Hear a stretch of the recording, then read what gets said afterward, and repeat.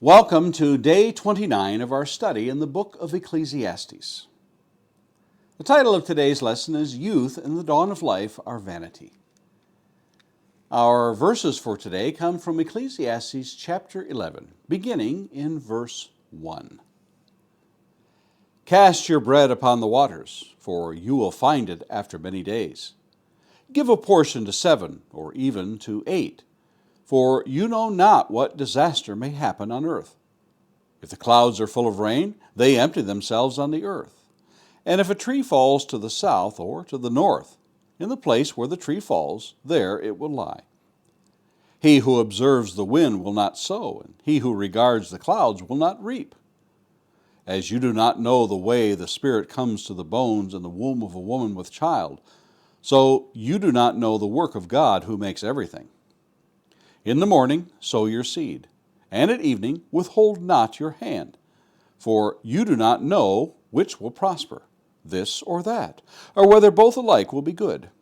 Life is sweet, and it is pleasant for the eyes to see the sun. So, if a person lives many years, let him rejoice in them all. But let him remember that the days of darkness will be many. All that comes is vanity. Rejoice, O young man, in your youth, and let your heart cheer you in the days of your youth. Walk in the ways of your heart, in the sight of your eyes.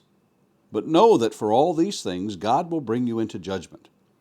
Remove vexation from your heart, and put away pain from your body, for youth and the dawn of life are vanity.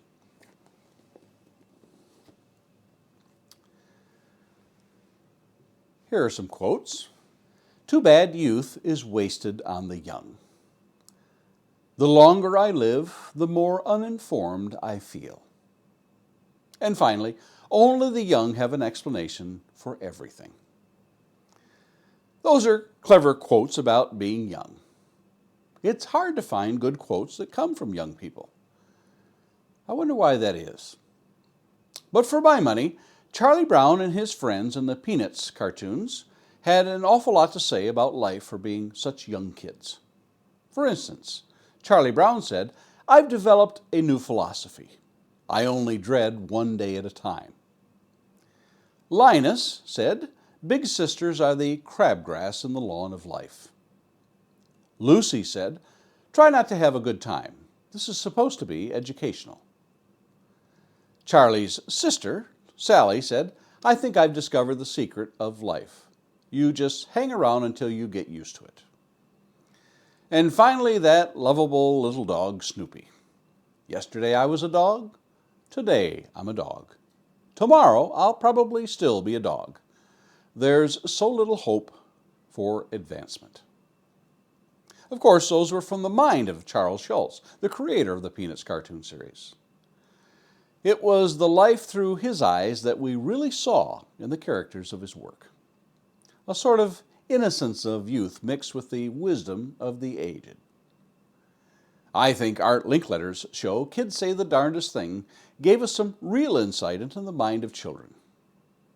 When Art asked one little boy about what was the hardest thing about school, the little boy replied, "Buttoning my pants." Another girl, when asked about what the perfect husband would be like, she replied, "Someone who provides lots of money and loves horses, and will let you have 22 kids and doesn't put up with fights." When Art followed up with the question to her about what she was going to be when she grew up, she replied, "A nun." Now there's some real nuggets of wisdom. Solomon had a considerable amount to say about youth and being young, mostly in a cautionary way.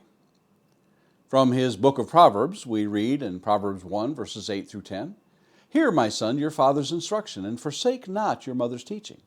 For they are a graceful garland for your head and pendants for your neck. My son, if sinners entice you, do not consent." And in Proverbs 2, beginning in verse 1, he says, "My son, if you receive my words and treasure up my commandments with you, making your ear attentive to wisdom and inclining your heart to understanding." And finally in Proverbs 3 we read, "My son, do not forget my teaching, but let your heart keep my commandments. For length of days and years of life and peace they will add to you." In fact, the first 9 chapters of Proverbs are a series of essays, as it were, directed toward the young to learn wisdom to guide them throughout life. Then, wise sayings of life follow in the remainder of the book. I have linked the book of Ecclesiastes to the book of Proverbs throughout this study, for I believe they are so very similar. I've often thought in my own mind that the book of Proverbs was written earlier in the life of Solomon, and Ecclesiastes later in his life. Many scholars believe the same thing. Now, in chapter 11, these last few verses, Solomon turns and heads for home with his teaching. He's going to wrap it all up for the reader to consider.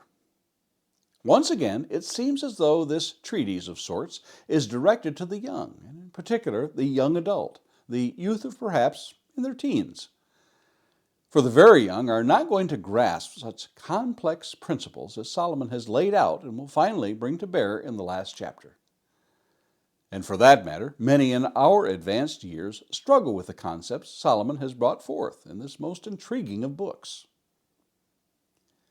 My sister and brother-in-law had an interesting conversation with an elderly gentleman many years ago, and what she related from that talk has stuck with me over the years.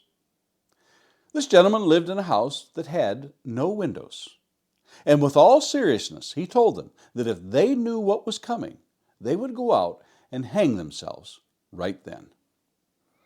Now, that's not the person I want teaching young people of this age, or any other age for that matter. Youth need hope, and that is exactly what Solomon brings to the young man. Verse 9, "Rejoice, O young man, in your youth, and let your heart cheer you in the days of your youth. Walk in the ways of your heart and in the sight of your eyes." In a sense, be glad you are young. Your whole life lies ahead of you. Enjoy life. As was mentioned in yesterday's lesson, he also adds a caveat, a warning. But know that for all these things, God will bring you into judgment. What's further in verse 10? "Remove vexation from your heart and put away pain from your body, for youth and the dawn of life are vanity." Even today, what Solomon declared in Proverbs rings true. In Proverbs 20, verse 29, "The glory of young men is their strength, but the splendor of old men is their gray hair." There is a term that is heard from time to time as it relates to that which is done in one's youth. It's called youthful indiscretions. That is to say, those regrettable deeds done in one's youth that can be explained in a sense by declaring these were committed without the advantage of age and wisdom that would prevent one from doing such things. The mantra of the 1960s counterculture declared, "Never trust anyone over 30." First espoused by Jack Weinberg at UC Berkeley. It seemed to be a rallying cry for the young. Now that those who survived the 60s are themselves in their 60s and beyond, I would imagine some, and hopefully most, have seen the vanity of such youthful indiscretions and the advantage age has over youth. But if they haven't come to that conclusion yet, well, let's just say they will get a charge out of what Solomon has to say when next we meet and look at chapter 12. Are you ever trying to relive your youth, or do you now prefer age and wisdom? And Lord willing, let's meet here again tomorrow for another lesson in the book of Ecclesiastes.